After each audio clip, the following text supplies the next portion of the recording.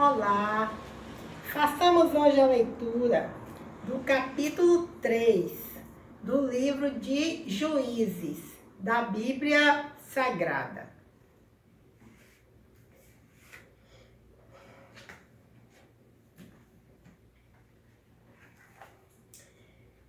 Juízes 3. Servidão dos israelitas sob Cusã, rei de Síria, da Síria em Arã.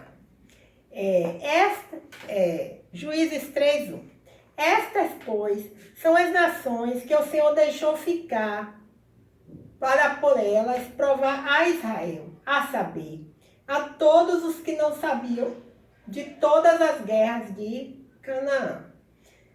Juízes 3:2.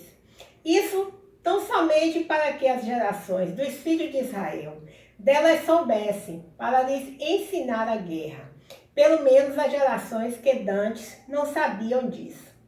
Juízes 3:3. 5 príncipes dos filisteus e todos os cananeus e sidônios e heveus que habitavam nas montanhas do Líbano, desde o monte de Baal-Rebom até a entrada de Ramate. Juízes 3:4. Estes, pois, ficaram para por eles o Senhor provar a Israel, para saber se daria ouvidos aos seus mandamentos que tinha ordenado a seus pais pelo ministério de Moisés. Juízes 3:5. Habitando, pois, os filhos de Israel no meio dos cananeus e heteus e amoreus e ferezeus e heveus e jebuseus. Juízes 3:6. Tomaram de suas filhas para si por mulheres e deram aos filhos deles as suas filhas e serviram a seus deuses. Juízes 3:7. E os filhos de Israel fizeram o que parecia mal aos olhos do Senhor e se esqueceram do Senhor, seu Deus, e serviram aos Balaíns e a Astarote. Juízes 3:8. Então a ira do Senhor se acendeu contra Israel, e ele os vendeu em mão de Cusã-Risataim, rei da Mesopotâmia. E os filhos de Israel serviram a Cusã-Risataim durante 8 anos. Otoniel livra-os. Juízes 3:9. E os filhos de Israel clamaram ao Senhor, e o Senhor levantou aos filhos de Israel um libertador, e os libertou. Otoniel, filho de Kenaz, irmão de Caleb, mais novo do que ele. Juízes 3:10.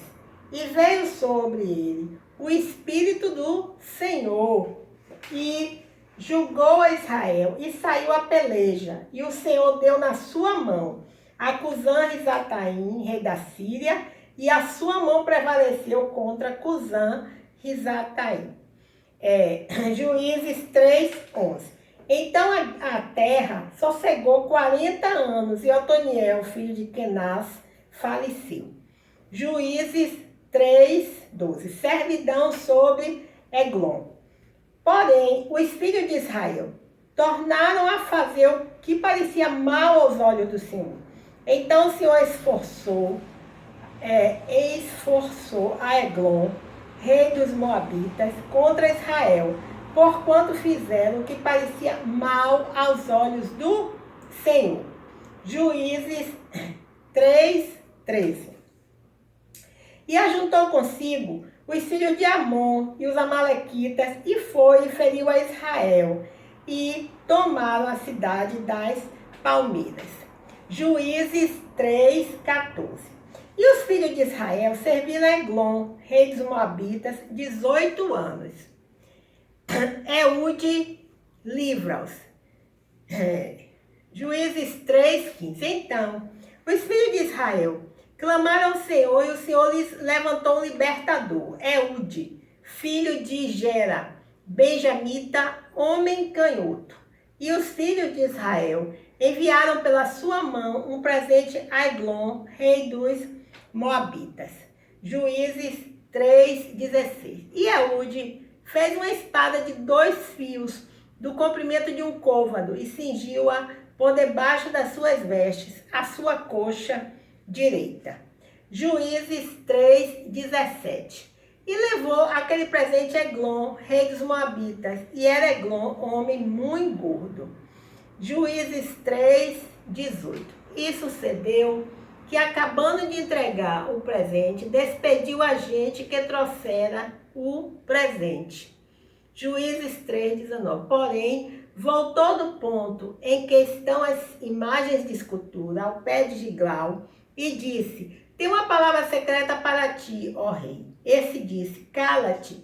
E todos os que lhe assistiram saíram de diante dele. Juízes 3:20. E Eude entrou num cenáculo fresco que o rei tinha para si só, onde estava sentado, e disse Eude: tenho para ti uma palavra de Deus. E levantou-se da cadeira. Juízes 3:21. Então Eude estendeu a sua mão esquerda e lançou a mão da espada da sua coxa direita e lhe a cravou no ventre. Juízes 3:22. De tal maneira que entrou até a empunhadura após a folha, e a gordura encerrou a folha, porque não tirou a espada do ventre, e saiu-lhe o excremento. Juízes 3:23. Então Eude saiu à sala e cerrou sobre ele as portas do cenáculo e as fechou. Juízes 3:24. E saindo ele, vieram seus servos e viram, e eis que as portas do cenáculo estavam fechadas, e disseram: sem dúvida está cobrindo seus pés na recâmara do cenáculo fresco. Juízes 3:25. E, esperando até se enfastiarem, eis que não abriu as portas do cenáculo. Então tomaram a chave e abriram, e eis seu senhor estendido morto em terra. Juízes 3:26. E Eude escapou enquanto eles se demoraram, porque ele passou pelas imagens de escultura e escapou para Seirá. Juízes 3:27. E sucedeu que, entrando ele, tocou a buzina nas montanhas de Efraim, e os filhos de Israel desceram com ele das montanhas, e ele adiante deles.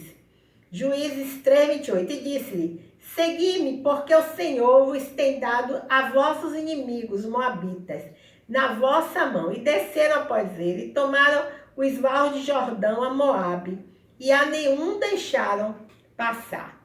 Juízes 3:29.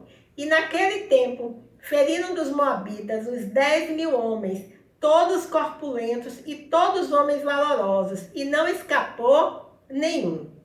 Juízes 3:30. Assim foi subjugado Moabe naquele dia, debaixo da mão de Israel, e a terra sossegou 80 anos. Juízes 3:31. Depois dele foi Sangar, filho de Anate, que feriu 600 homens dos filisteus com uma agulhada de bois, e também ele libertou a Israel. Vejamos alguns comentários a respeito do capítulo 3 de Juízes. Diz assim: Juízes 3, entre os versículos 1 e 2 e 4. Deus testou Israel. Ao deixar inimigos na terra prometida, no entanto, sua providência continuou operando, mesmo nos tempos mais sombrios da história de Israel. Deus desejava que seu povo permanecesse fiel aos seus mandamentos, mesmo tendo a possibilidade de desobedecer. Os israelitas mostraram seu maior amor por Deus, escolhendo obedecer a ele.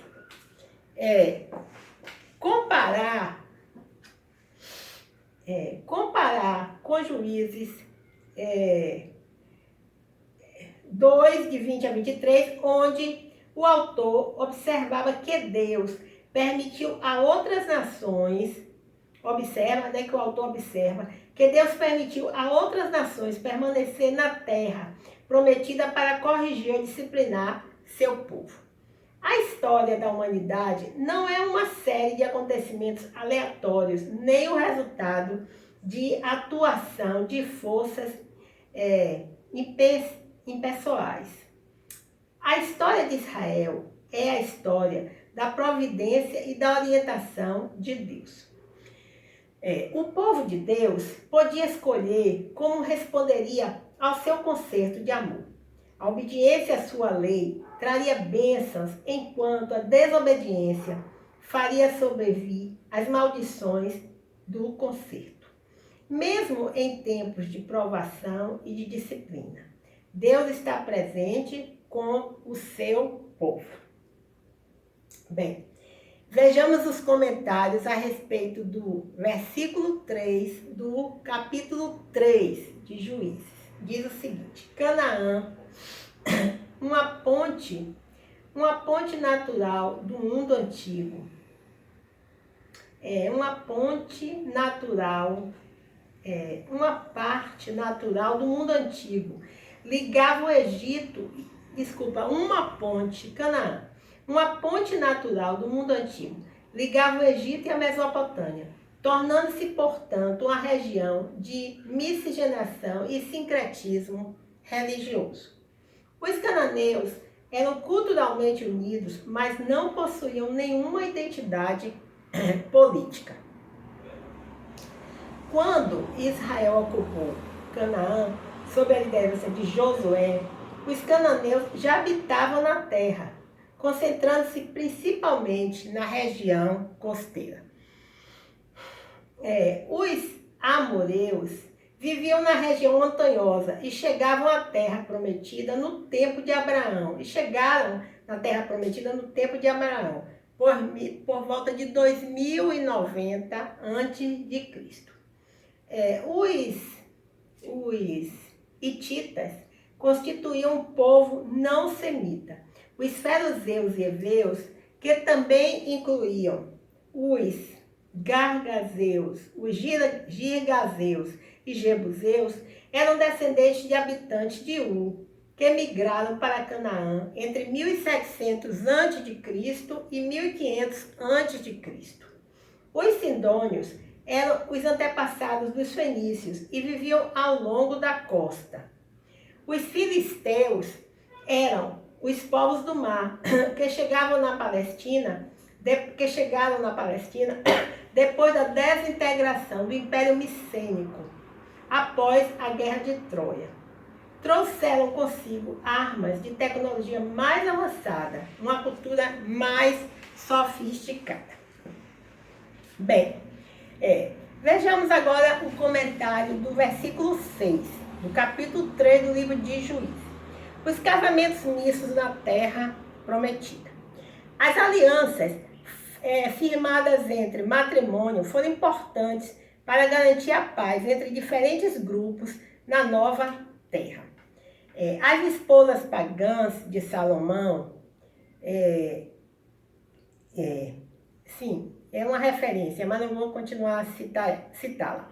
A imagem vivida do relato bíblico que descreve a infidelidade de Israel ao Senhor, como prostituição com outros deuses, apresentava uma semelhança impressionante com a realidade. A idolatria em Israel teve início num contexto íntimo, doméstico. Bem, vejamos agora o comentário do versículo 7, do capítulo 3 do livro de Juízes. A apostasia de Israel. Seguia um círculo vicioso de opressão, arrependimento e livramento que começava com o povo fazendo o que parecia mal aos olhos do Senhor. Versículo 8 do capítulo 3 de Juízes. A designação Mesopotâmia se refere ao leste da Síria e ao norte do Iraque. Ao norte do Iraque. Nos dias de hoje, uma região ao redor da cidade de Arã. A maioria dos reis mencionados em Juízes Fazia parte da nobreza hereditária e governava sobre pequenos estados, com uma população de camponeses parcialmente livres e grande número de escravos. Esse episódio ocorreu por volta de 1360 a.C. Bem, o último comentário refere-se ao versículo 15 do capítulo 3 de Juízes. Diz o seguinte: Eude matou Eglon, rei de Moabe, com uma adaga. Foi bem sucedido em sua missão por ser canhoto. A adaga estava presa à sua coxa direita, que evidentemente não foi revistada. Conseguiu ser recebido pelo rei e o matou. Eude era benjamita. Por ironia, um membro da tribo de Benjamim, que significa filho da mão direita, era canhoto ou ambidestro. Bem, então encerramos assim a leitura do capítulo 3 do livro de Juízes, da Bíblia Sagrada. Bem, eu trago uma reflexão para vocês hoje. Essa reflexão refere-se ao seguinte: todos sabem o que nós celebramos no dia 1º de abril de todos os anos? Claro que sim. Nós celebramos o quê? Celebramos o dia da mentira. Bem, há muitos anos atrás eu estava celebrando o aniversário de uma de minhas filhas. E nós fizemos um bolo de chocolate bem grande, todo coberto de confeitos, né? E aí eu fiz esse bolo em uma determinada localidade e pedi a um rapaz que estava conosco ali, entre os familiares, para que levasse esse bolo até o lugar onde nós iríamos celebrar o aniversário. E eu fui antes e fiquei aguardando lá, ajeitando algumas coisas e aguardando o bolo. Quando ele chegou, ele estava com as mãos vazias. E aí eu perguntei: cadê o bolo? Ele disse: o bolo caiu no chão e se espatifou tudo. Eu levei o maior susto, eu não sabia se eu chorava, eu não sabia o que dizer. Eu já estava praticamente na hora de começar o aniversário. Eu fiquei assim sem palavras, né? E aí, quando eu parei assim tomei aquele susto, fiquei assim sem ação, sem saber o que eu faria. Eu perguntei: mas caiu como? Você não teve o cuidado de trazer a bandeja? Tinha que ter cuidado. Quando ele viu que eu estava bem desesperada, ele disse: é mentira, o bolo tá ali. Tá vendo? A mentira só traz sofrimento, só traz decepção. Mas nós temos uma saída para esse dia da mentira, porque todos os outros dias, inclusive esse, deve ser o dia da verdade, não é? Bem, então, o que está escrito em João 14, capítulo 14, versículo 6? Vamos ver. Vamos abrir aqui no livro de João, tá? Procurar o capítulo 14 e ler o versículo 6. O que é que diz? Diz assim: Disse-lhe Jesus: eu sou o caminho e a verdade e a vida. E a continuação do versículo? Pois é, Jesus é a verdade. Tá bom? Muito obrigada por me escutar, muito obrigada por me escutar. Meu nome é Lúcia Marques e o meu canal, A Leitura da Bíblia. Até o próximo encontro.